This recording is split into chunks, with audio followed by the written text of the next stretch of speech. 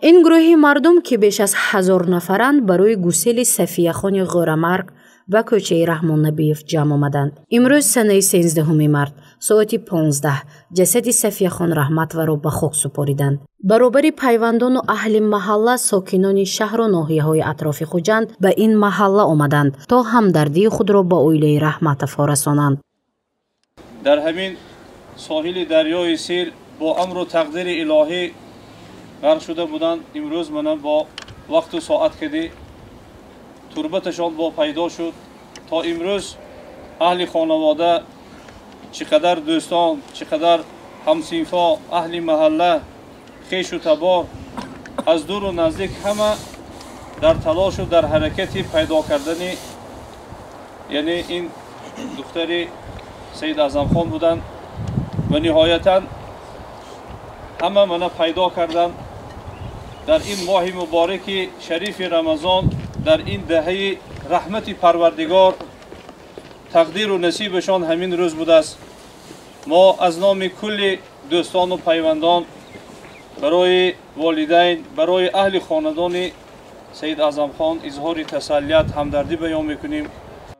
جسد صفیه‌خان رحمتور را از شهر شیرین ولایت سردریای ازبکستان سنه 12 مارت پیدا کردند. جانب تاجیکستان برای پیدا کردن دختری که 9 ساله که بیدرک شده بود به جمهوری ازبکستان درخواست فرستاد. نجات دهندگان کشور همسایه سنه 12 مارت مکتوب رسمی فرستاندند که در آن گفته می شود از پایاناب سردریا جسد دخترک پیدا شده است و او احتمال صفیه‌خان رحمتور می باشد. پدرش سید اعظم خان رحمتور پس از دیدن جسد تصدیق کرد که وی دختر نابالغش می باشد. امروز جسد صفیه‌خان رحمتور را از جمهوری ازبکستان آوردند و به خاک سپردند. با همین جستجوی صفیه‌خان به انجام می‌رسد.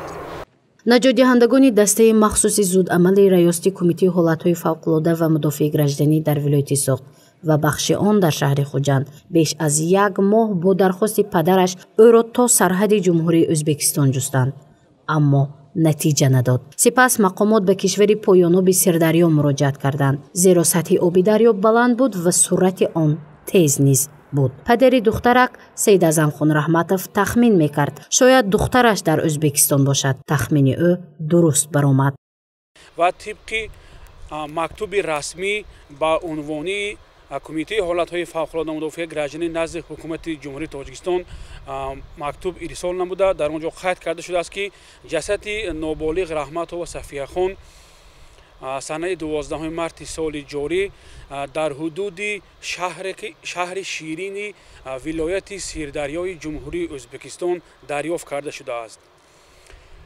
بعد دریافت گردیدن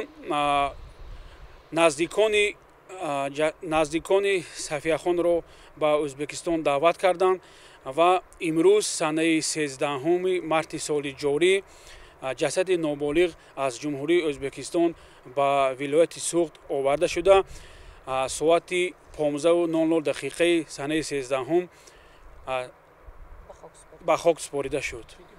قید کردن به مورد است که این خیلی حالت ها بین جمهوری ازبکستان و جمهوری تاجیکستان در تحلیل ها نشان میدهد که پیشتر هم چنین حالت ها رخ داده است و از آن جمله ما قید کردنی هستم که ما در دوره گذشته موسم گذشته آبازی در حدود شهر کانیبادام ما جسد شهروند ازبکستان را دریافت کرده به آنها سپارده بودیم و این حالت ها رخ میدهند.